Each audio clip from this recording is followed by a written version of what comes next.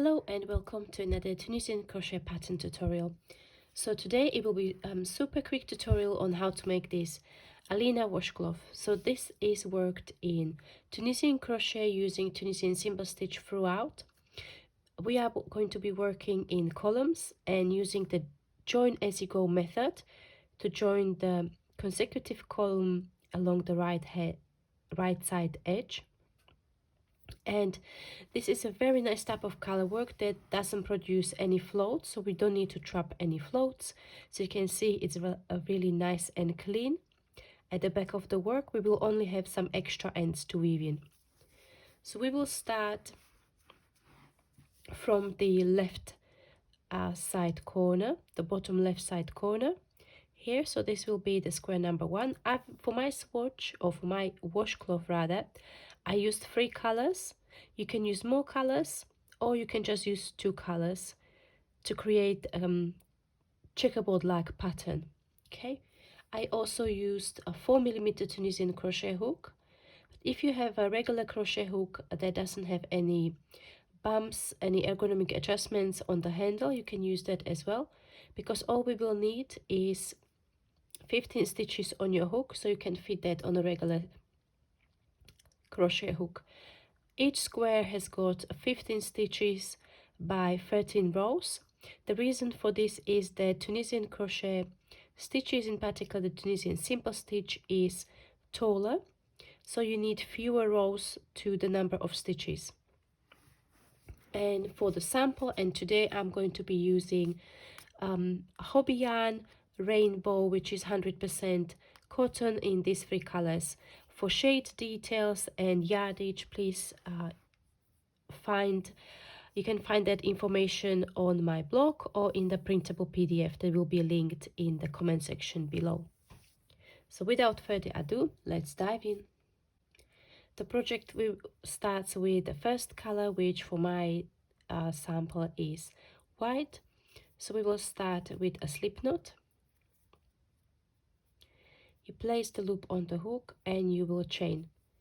So for this demonstration, I'm going to be making a mini version of the swatch. So I'm only going to be working the squares of 5 stitches by 4 rows. As I mentioned, for the actual size, it's 15 stitches by 13 rows. So to chain, you will yarn over the hook and pull through, and then again yarn over and pull through the loop. So that's chain 2, 3, 4 and 5, and you will just need to keep on going until you have 15 chains. We'll then turn the chains around, insert the hook into the back bump of your chain, next chain stitch, yarn over and pull up a loop, and we will repeat this for all the loops of our foundation chain. So what we are working now is the foundation row for Tunisian crochet. That's where you set up your number of stitches, and then this is forward pass, so we were adding loops on the hook. This corresponds to the number of chains and this count as stitches. Then we yarn over and pull through 1, yarn over, pull through 2, and this is known as the standard return pass. And we will keep working yarn over, pull through 2 all the way across the row until we have 1 loop left on the hook. So this is my tiny little foundation row consisting of 5 stitches. Now on the row number 2 we are going to start working the Tunisian simple stitches, and as I mentioned, the Tunisian simple stitch is used throughout the project. So we'll insert the hook in the next front vertical bar, yarn over and pull up a loop. That's how you work Tunisian simple stitch, so it's fairly simple. So working the next one, insert the hook in under front vertical bar, yarn over and pull up a loop, and keep on going until you have the edge stitch. For the edge stitch, we're not going to insert under one strand of yarn, we will be inserting under both of the strands of yarn of the last stitch, yarn over and pull up a loop, and standard return pass.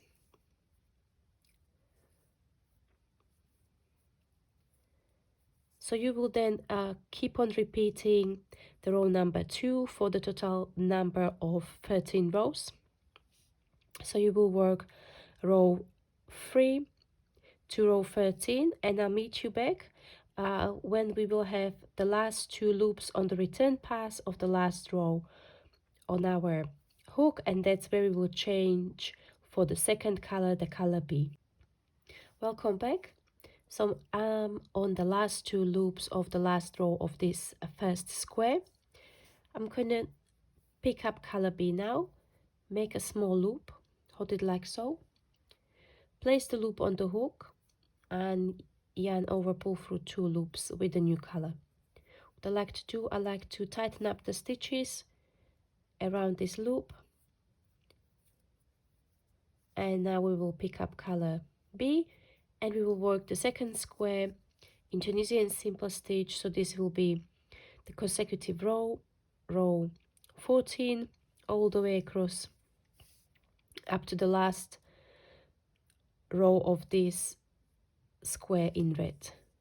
So again we will be working Tunisian simple stitch, and we will just keep on working with the pattern that we established. So I'll let you to go ahead and work on your second square of the first column, and meet you back where we will change to back to color A again. So this will be the last row of your second square on your return pass when you have the last 2 loops of your color B on the hook. Welcome back. So we are going to continue with the first column. I am not going to cut my color because I'm only carrying over a very small section, and this is just the swatch which is for the demonstration. If you are working the actual Alina Washcloth, you would cut the white yarn after you finish the first square, and then you cut the second color, the color B, after you rejoin color A. So we yarn over and pull through the last 2 loops of the return pass, tighten up around the stitches, and we will keep on going with the Tunisian simple stitch, again working 15 stitches and 13 rows. So what I would like to show you in this section is how to bind off your project. So I'm going to let you go ahead again, continue working your Tunisian simple stitches for the number of rows as in the pattern, and I'll meet you after you finish your 13 rows to show you how to create a top border that resembles the starting chain. Welcome back for the bind off of the first column. As you can see, I've got my tiny little swatch here. I've got 3 squares, each has got 5 stitches by 4 rows in color A, B and A. Now we're going to be looking at how to bind off. So this is Tunisian simple stitch bind off. So you will insert the hook under the next front vertical bar, yarn over, pull up a loop and pull through the loop on the hook. Again, insert the hook under the next front vertical bar, yarn over, pull up a loop, pull through the loop on the hook, and you will keep on going all the way across the top edge, including the end stitch. Once you get to end stitch, you'll cut your yarn and pull it fully through. That's how you bind off on the top. We will be working something slightly different for the second and third column, because we will be also joining the column to the column on the left. So I'll show you that in the next portion of the video tutorial, where we'll be working on the second column. Welcome back. We are going to be working on the second column now. So we get the color C, and we will start the first column by joining it onto the chains of the first column. So we'll be looking at the chain that is here in the corner. You can see that each of these edge stitches have a front loop, then a back loop, and then there is another little loop that is just behind the back loop. So for this join as you go, technique, we'll be working through the back loop and the one which is directly behind it, just to make it extra secure. For the chain, we'll do the same. It will be a little bit fiddly, but we will be basically inserting through the back loop of the chain here, which is just at the turning point, and then this loop here. Okay, so you will insert the hook through both of these loops like so. Again, create a loop from the color C or in the color C, place it on the hook and pull through. Depending on how tightly you chain, this might be a little bit tricky or hard. Just stick with it, and then if you are working the full size of the washcloth, you will then chain 15. I'm making a smaller swatch, so I will chain 5. So it's the same number of chains as we started with. And 5. Now we will work the same foundation row or the foundation row. So we will be working into the back bumps of your chain stitches, insert the hook, over pull up a loop like so.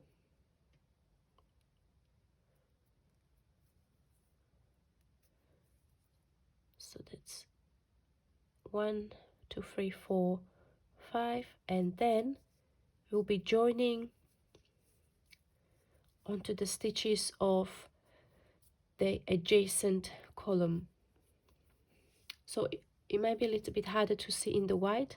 So this is the back loop, and this is the one loop which is directly behind it. We will yarn over and pull up a loop. However, what happened, because we added an extra loop by joining onto the column to the left, we now have more loops than what we need. We have 6 loops instead of 5, so you would have 16 instead of 15.